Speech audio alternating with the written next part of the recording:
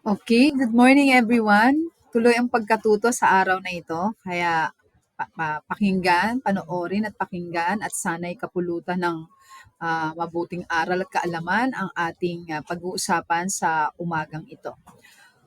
Ito yung ngayon ang ating lesson, The Fall of Man and the Original Sin. Bagamat na-send ko na yung PowerPoint nito, alam ko naman yung iba ay hindi masyado pang naiintindihan. Kaya ating uunawain ang lesson natin sa araw na ito. Um, Bakit nga ba, no? Sabi nga sa question, why do innocent people suffer? Why do bad things happen to good people? And why do evil people prosper? Yan ang mga bagay na tinatanong lagi natin sa sarili natin. Ba't nahihirapan ako? Ba't ang dami-dami taong naghihirap kung may Diyos? Bakit andiyan dyan ang kasamaan? Kailan matitigil to? Yan. At kung kailan ka pa nagpapakabait, saka ka lalo nakapahamak, di ba? At meron din naman yung kung sino pa yung masasamang tao. Hindi na ako mag-mention ng name. Pero ito pa yung mga yumayaman, di ba? Nagpupunyagi at nagtatagumpay sa buhay. Paano ba ito? Bakit ganito nangyayari? Meron ba kasagutan sa lahat ng ito? Ayan, sabi dito sa ating nakikita from the letter of St. Paul to the Romans. Therefore, just as sin came into the world through the one man and death through sin, and so death spread to all men because all sin. Nagkasala daw lahat ng tao. At ito yung isang katuruan sa simbahan na sa simula pa ay pinangangalat na nito o pinahahayag na ang tao ay dahil sa kasalanan, sa kanyang pagsuway, kaya nararanasan ang lahat ng ito. Paano ba ito nangyayari?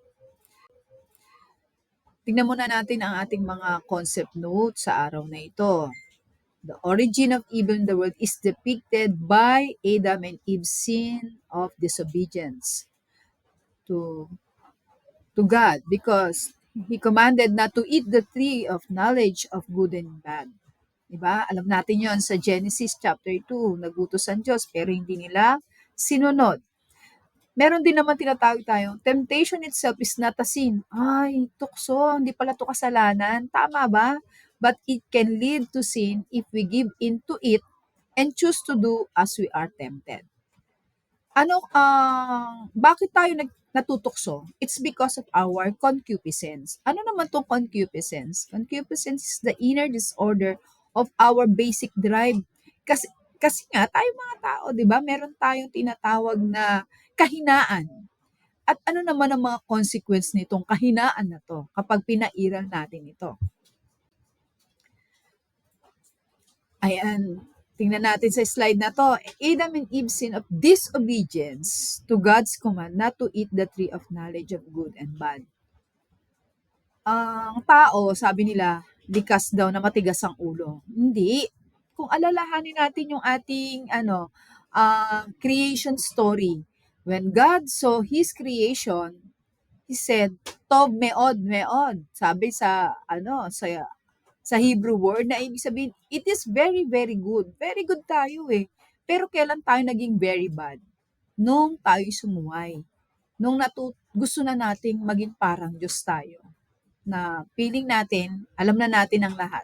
Kaya sumusuway tayo. Diba? Maraming example niyan. Yung kalayaan natin, abuse of human freedom, ito yung sinasabi nga we have intellect and will and yet lagi natin sinasabi sa sarili natin, gagawin ko ang gusto kong gawin. Nakakalimutan natin yung nais ng Diyos na gawin natin sa ating free will o sa ating kalayaan. At yung piliin yung tama. Kasi nga, we are playing God. Temptation itself is not a sin, but it can lead to sin if we choose it. Pag bumigay tayo, sabi nga, tukso pa lang di ba? Hindi nga to kasalanan kasi sabi ng awit, tukso, layuan mo ako. Pero hindi yon. Dapat tayo ang lumalayo sa tukso. Di ba? Hindi tayo nag-give in sa tukso. Sin is basically an act against God, against our true nature, and against our fellow human beings. Hindi lang tayo sa Diyos nagkakasala, kahit sa kapwa natin dahil sa kasalanang nagagawa natin. Kaya hanggat maaari, yung temptasyon, be aware of it. Hindi pa siya kasalanan, pero paari kang dalhin ito sa kasalanan. Concupiscence, ayan, ang ating kahinaan, the inner disorder of our basic drives. May mga drives tayo may mga tayong mga gustong gawin sa buhay natin, pero minsan, hindi na natin iniisip kung ang lahat na ito ay tama o mali. And we all have the tendency to become selfish. Gluttonous, yung magiging matakaw, ay mamigay, di ba? At kumakain pa lang, iniisip na agad yung kakainin sa susunod. Greedy, yan, makasarili tayo, gusto natin, nasa atin lahat ang atensyon. Lustful, mapagnasa sa lahat ng bagay, kahit hindi kanyan, pinagnanasaan, di ba? The grave consequences of this, number one is, it destroyed the original harmony that existed in the beginning. Sa simula ng paglikha ng Diyos sa atin, tayo ay binigyan niya ng kaayusan. Nilagay niya ang lahat ng bagay into proper places. Pero tayo mga tao, dahil sa kasalanan natin, dahil sa katigasan ng ulo natin, it destroyed the original harmony. Ibig sabihin, sinira na natin ng kaayusan. Paano ba ito nasira? Isang example is, nung pinalayas na ng Diyos ang tao sa paraiso. Dapat nandoon sila, masaya ang buhay. Pero dahil sa kasalanang ginawa sa pagsuway, napilitan ng Diyos. Kasi baka nga naman ang tao, hindi lang yun ang gawin. Marami pa. Kaya, ito yung mga consequence. Hiniwalay niya tayo. Sin alienated humans from God and from one another and from creation. Nilayo niya tayo sa Diyos, sa kapwa, at sa kalikasan. Ayan.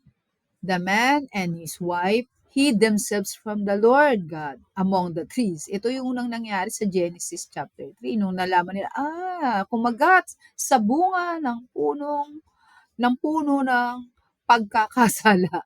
Sabi niya. Hindi pagkakasala. Kaalaman actually. No? Kaalaman. Gusto ng tao maging katulad ng Diyos. Alam ang lahat ng bagay. Nakalimutan niya sa kanyang sarili, oops, creation ako. Hindi ako yung creator. Diba? Kaya, yun ang hindi matanggap ng tao sa kanyang sarili. Kaya ginagawa ang gustong gawin. Tapos, pag na-realize niya na siya ay nagkasala, saka pa lang parang, ayoko na sa kanya, aalis na ako, lalayo na ako. Kaya ngayon, iba, hindi na nagsisimba. Kung kailan kailangan na magsimba at magdasal, hindi ginagawa. Kasi ang feeling sa sarili, Diyos siya. And from ourselves and from others, they realized that they were naked, sabi sa Genesis 3. The woman whom you put here with me, she gave me fruit from the tree, so I ate it. Sabi naman ni Adan, nagturuan, di ba? Pag nagkakasala ang tao, nagtuturuan. Hindi naman akong gumawa, ikaw naman ang gumawa nun. Hindi ako siya. Ayan. Yan yung mga pagtuturuan na nilalayo na tayo unti-unti ng kasalanan sa isa't isa. At hindi tayo nagiging aware doon.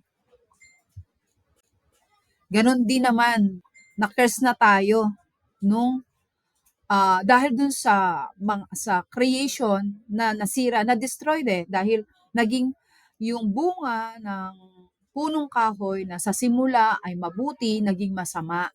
Bakit? Hindi naman dahil doon sa bunga na yun kundi dahil sa katigasan ng ulo ng pagsuway na tao. Na-curse, sinumpa pati yung lupa na pinagtataniman at pinagkukunan na ikabubuhay ng tao, nawala sa atin. Kaya ngayon, ang tao naghahanap buhay, yung mga farmers nagsisikap na bungkalin ng lupa para makapagtanim. Tayo, gusto natin na kahit gusto natin na huwag tayong mahirapan, palaging ando doon yung hirap para makahanap ng ikabubuhay. Dahil na rin dyan sa kasalanang nagawa ng tao. Bunga yan ng kasalanan. At sabi nga, bukod doon sa tatlong nabanggit na consequence ng sin, ito din ay isang offense against reason, truth, and conscience. Hindi na tayo, namamanhid ang ating buong pagkatao dahil dito. Kaya hanggat maaari sana, tingnan natin kung ano ba ang pwedeng magawa ng ating mga kasalanan. Talaga ba tayo na ipapakita na ba natin ang pagmamahal natin sa Diyos? O nananatili lang tayong lumalayo sa Kanya? At nasisira yung ugnayan nating mga tao. Dati, lalo pa, pag magkakaaway, sa isang tropahan. Yan. Pag meron na nakagawa ng isang kasalanan, chismisa na yun within the group. Tapos, ayun, unti-unti nang nawawala, nasisira ng pagkakaibigan dahil lang doon. Isa ito kasing kasalanan kasi ay contrary na tinatawag natin on the eternal law. Ano yung eternal law? To love God, to know God, to live with God. And dahil sa kasalanan, nawawala na ang lahat ng ito. Yan. Offense. Sin itself against God's love for us and turns our hearts away from it. Kaya nga eh, 'di ba? Ang mga masunurin pinagpapala, ang masuwayin pinagpapalo. Kasi marunong tayong sumunod. Pero yung masuwayin, nagkakasala, nagre-revolt, nagre-rebelde against God. At ano ba yung degree ng pagkakasala? Pare-pareho ba? Hindi. May tinatawag na venial or mortal sin depending on the different levels of moral evil involved. Ayan. Ano ba ang venial sin? Sinasabi nating white lies or lesser sin that does not result in complete separation from God and eternal damnation in hell or as an unrepented mortal sin. Ang akala natin kasi minsan, yung nakasalanan nating nagagawa, hindi kasalanan. Yung pala, venial sin ang tawag dito. Example, pagsisinungaling, di naman to nakakamatay, pero nakakasira ng relasyon. Diba? It does not break our friendship with God, but although they endure it. Ano yan eh, kumbaga, ini-endure mo na nasasaktan yung tao kapag nagsisinungaling ka. Pero para sa'yo, parang okay lang yon. Hindi mo siya tinuturing na kasalanan. Pero kasalanan. Ganon din naman yung mortal sin. Yung mortal sin naman, ang kaibahan nito sa venial sin na tinatawag natin, ito directly, nakasakit ka, nanuntok ka, nanapak ka, nanaksak ka, nakakamatay ng katawan, di ba? At dahil dito, yung taong gumagawa nito, nawawala na. It kills the grace of God in our heart. Nawawala na yung buti sa puso natin. Sabi ng Diyos, ninilikha tayo, tov meod meod. It was very, very good. Pero nawala na ito. Bakit? Because we are spiritually dead. We lack in charity and hope. Wala na. Hindi na natin to alam na konsensya natin manhid na tinatawag. Kaya kahit paulit-ulit kang nagsasabi ng bad words, wala na sa'yo to. Kahit hindi to mortal sin, pero pinapatay nito yung buti sa puso mo. Pinapatay mo rin yung kapwa mo sa pagsasabi mo ng hindi maganda.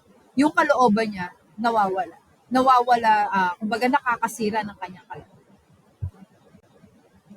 Sabi dito, often the most difficult part of repentance is to forgive yourself. Tama naman. Kapag hindi mo ginagawa, patawarin ang sarili mo, chances are, di ka pa rin makakahanap ng pagpapatawad. Pero, sabi, discouragement is part of the test. Do not give up. That brilliant morning will come. Ano ba ang ibig sabihin nito, mga anak? Kailangan nating matutunan sa ating sarili na patuloy tayong nagpapatawad. Ma'am, kahit paulit-ulit ko nagagawa ang kasalanan ko, oo, basta be sure na hindi mamamanhid ang puso mo at sasabihin mong okay lang yan. Na sana sa bawat pagkakasalang nagagawa mo, andun yung tunay na realization na ikaw ay nagkasala at gusto mong magsisi, bumalik sa dati, bumuti ang pagkatao. Yun ang pinaka-importante sa lahat. Huwag susukuan ang sarili. Higit sa lahat, kanino pa man kayo, huwag niyo sukuan ang inyong mga sarili. Okay? And so, paano ba tayo matutulungan ng pagpapatawad? Basta lang ba tayo magdadasal, pipikit, Lord, I'm sorry? Is it enough? Mas mabuti may naririnig tayong nagpapatawad sa atin. At yan ay mangyayari sa sakramento ng kumpisal. Yung tinatawag natin, the sacrament of reconciliation.